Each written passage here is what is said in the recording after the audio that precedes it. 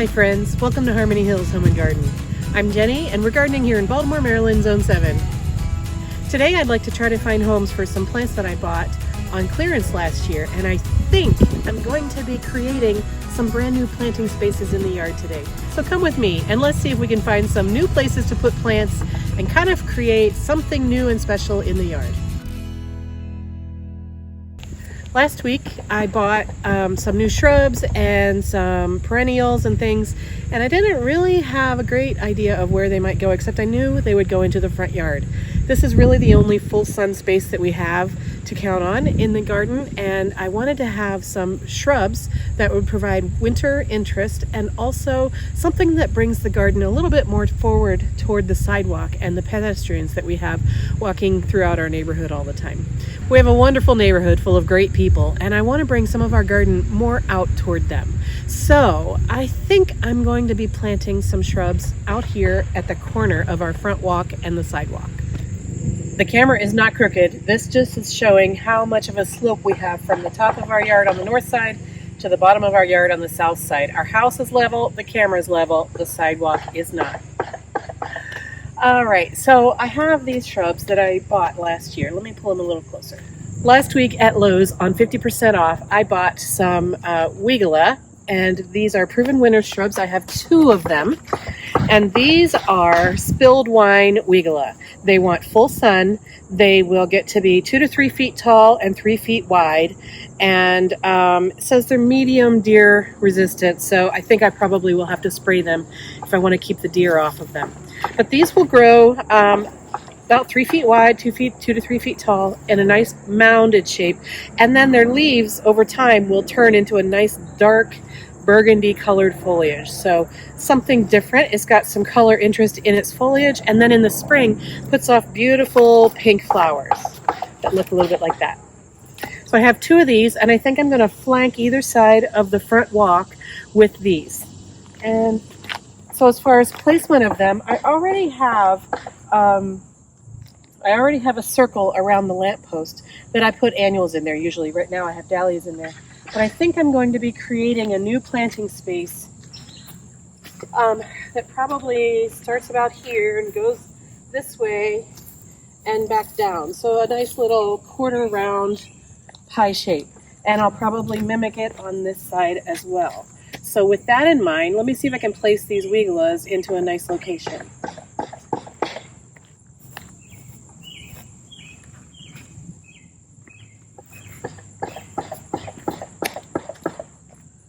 I kind of want them to be symmetric.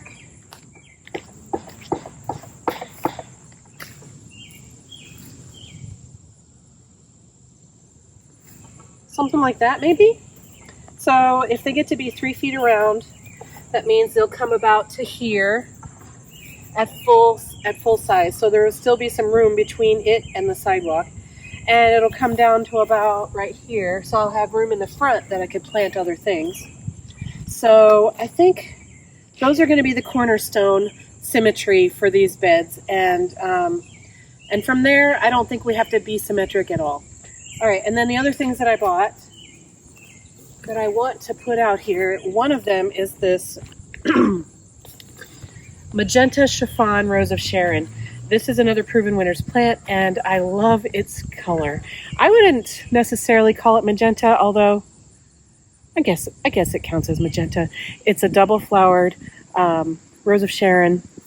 It's in the chiffon series, and I just love the color pink. And this one grows to be, I think, let's see.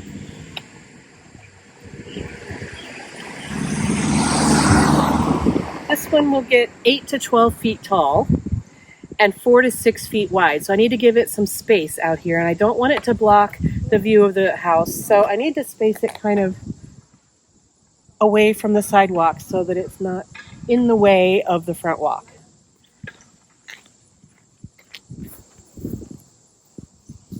And also I have the lamppost that's tall over there, so I think this one will be nice to be tall over here. So how about that? Something straight across from the lamppost, but then this is a good 4 feet, maybe 4.5 feet away from the sidewalk. So if it grows to be 6 feet wide, it'll be over here, but it probably won't be that big for quite some time. So it'll probably be like right here. It'll grow, you know, slowly over the years. It'll get to its full height. So I'm thinking that that'll be a nice anchor on that side of the bed to kind of balance a little bit on this side. And then finally, I just have one of these. These are the Artisan Collection Red Ombre Coneflower. And this one is a little floppy in its can. The crown's a little weak. And this was a clearance plant. I think I got it for $3. So I'm not expecting anything much out of it this season, but I have just one of them. And I think I'm going to put it out here on this side, maybe like right here or so. I don't know, there's so much space here, it could really go anywhere. And so that's the beginnings of the planting space. Yeah, let's take a little bit of a closer look. So on this side, let's see. I think if that Rose of Sharon is there, then the flower bed could come down this way and be kind of a pie shaped like that. Does that make sense? Then I have all this space in here in front to do something with. And then over here,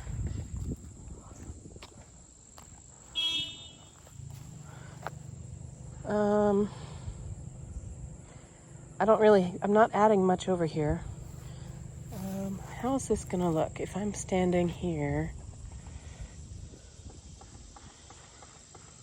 What do you think? I could pull the wigglers down and just have them be the corner, just have them as a nice mound on the corner. But I kind of like the idea of having a mound a little bit back away from the corner with room to plant annuals in front of them.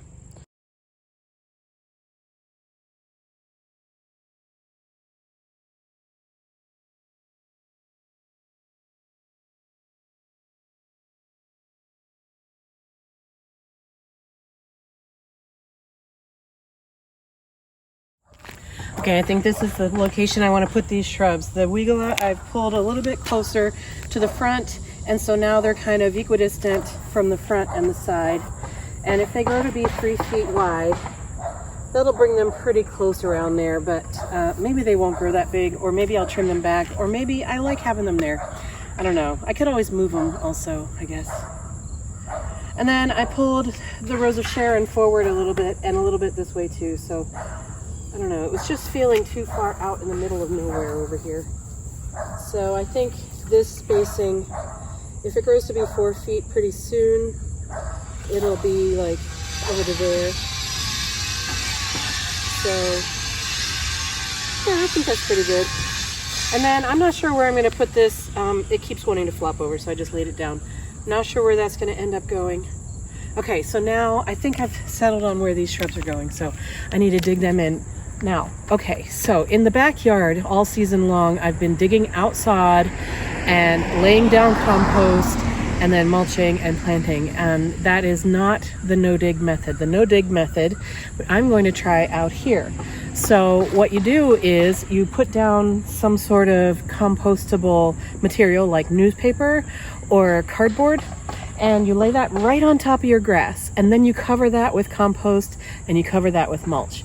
And because I'm only planting like one Weigela on both sides and then one Rose of Sharon over there, so I think I'm going to just put the 3 plants into the ground, into their holes, and then I'm going to put down cardboard and compost to create the beds in a no-dig fashion, and I'm going to try that out right out here this year.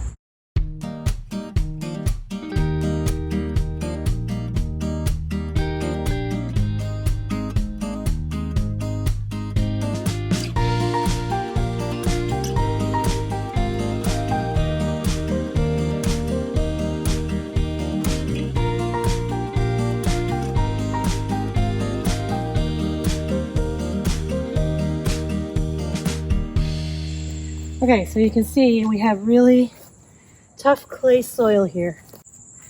And the topsoil is a little better than the down below part, but this is like almost terracotta how hard it is. and it's so dry because of the summer that we haven't had much rain. When you have clay soil like this, it's really important to not dig your plants all the way down into it. You want to kind of have the plants have about 2 or 3 inches of their root ball actually above the soil line. And that way, even if the bottom part of the roots sit in this very wet clay pot, basically, at least the top inch to 3 inches of the roots will be able to dry out and let the water shed off of them. So I think I've actually got this plenty deep. In fact, we can look and see. In fact, I have the root ball like, well, on this side it's below the soil line, on that side it's above the soil line. So I'm actually going to raise this back up a little bit just so that I have some root zone above this soil line and above this soil line a little bit too. And that way it won't sit in this water hole and root and rot.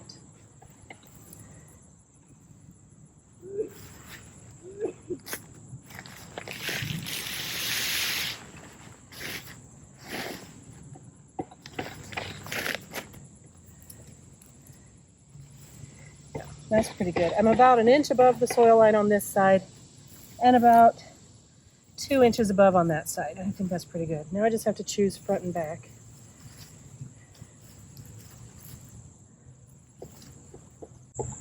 That. Okay, I'm going to put a little bit of biotone in the planting hole.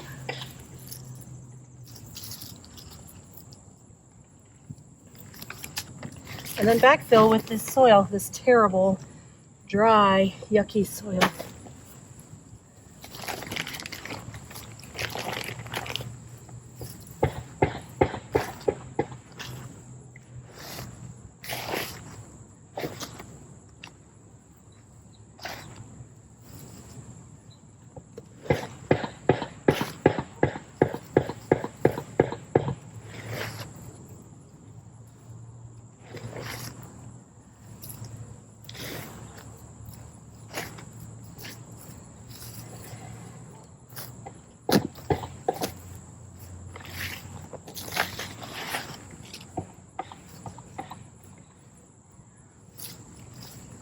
Okay, so a little above the soil line there.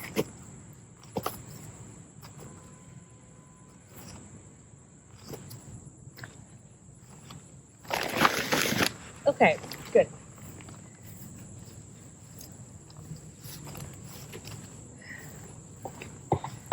And of course I need to water this in really thoroughly.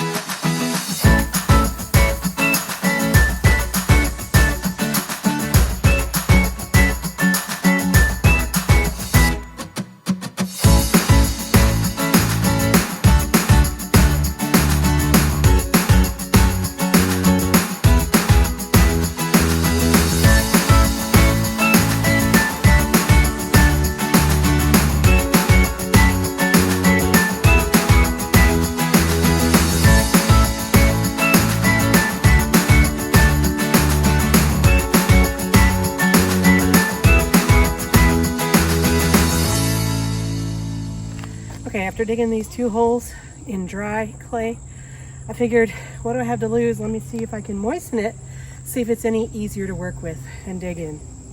I have no illusions that that water went down very deep, but maybe at least the top layer will be easier. You may have noticed my additional fashion statement.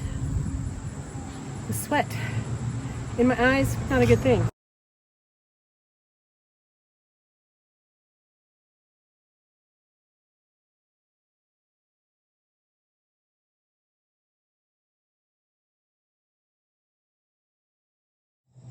Well, friends, what do you think?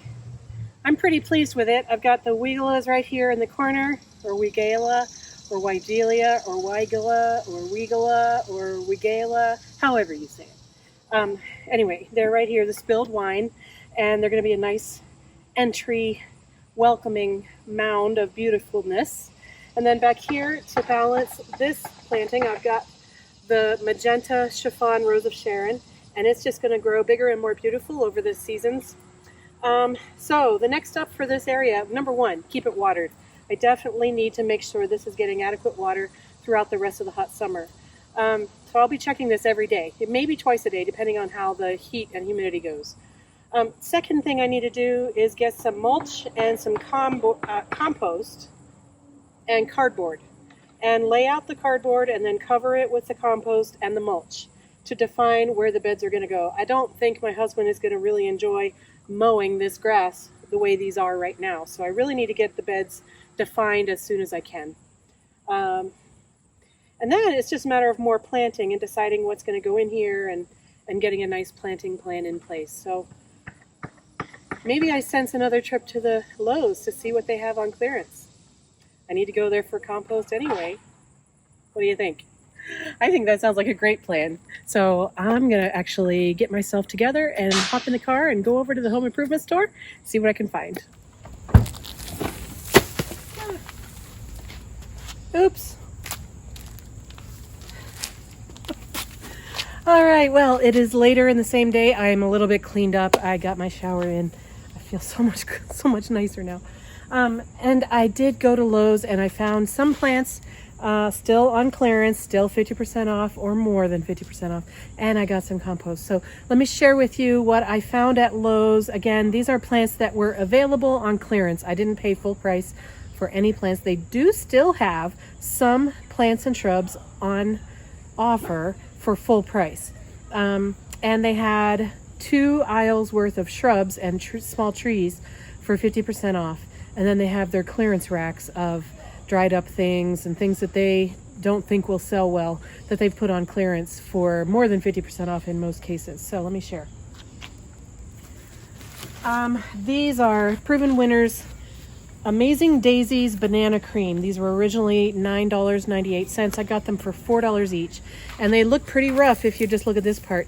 But I'm choosing to look at the green parts, of which there are many. So these plants are going to be fine. I'll get them cleaned up and plant them and they'll be just fine. I got 6 of these, so I can put 3 on each side of the sidewalk out front, and that'll be a nice start to a welcoming perennial area out by those shrubs that I just planted. So 6 Banana Cream Amazing Daisies. Okay, next up I got some more Millennium Allium. These are the Monrovia ones.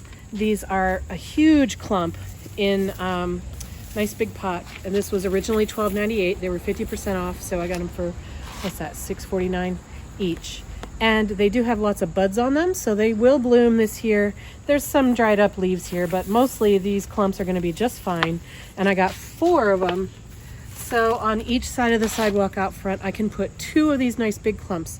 And the good thing about these particular pots is that these clumps are so big that if I wanted to, I could divide each of these clumps in half and have 4 small clumps on each side of the sidewalk. And that's probably what I will do because, yeah, I just feel like that's a smarter way to go.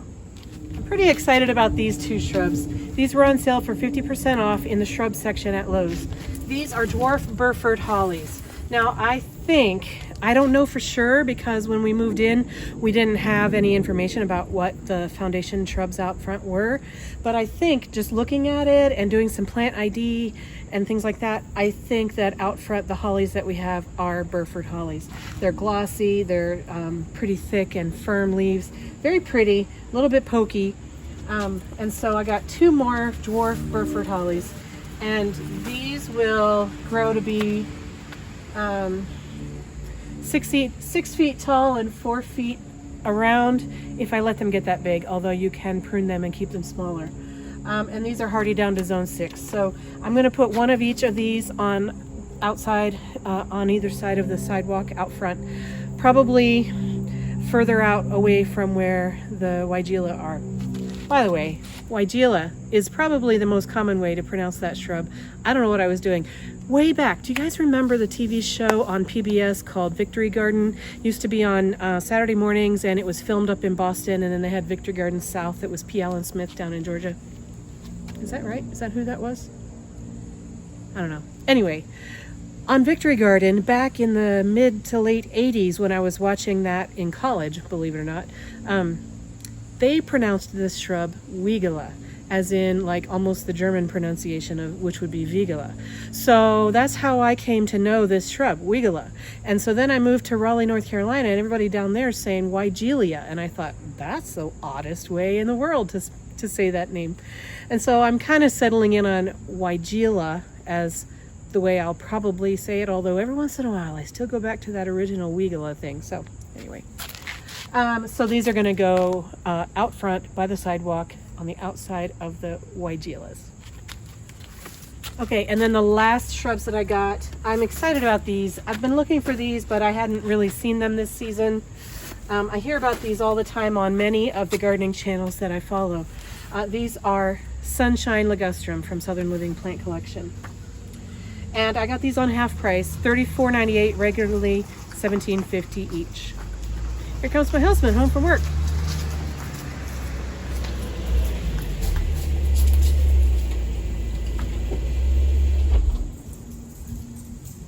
So $17.50 each, Sunshine Ligustrum, and these are beautiful. They'll take full sun and be bright yellow, or if you put them in more of a part shade situation, the yellow kind of fades off into more of a limey green color. But I'm going to put these out in the full sun area, and that'll be a nice color contrast with the Weigela and the Burford Holly. And then finally, the last thing I got, which is what I went for, is I got some compost to put down on the ground on top of the cardboard to make these new beds. So it was a very successful trip. I am not planting these today. I've already had my shower. So you'll be seeing an upcoming video where I finish up those flower beds. Thanks so much for joining me today. I hope that you are enjoying your garden, and thank you for following along with me today. Have a wonderful day, friends, and I'll see you very soon. Bye-bye.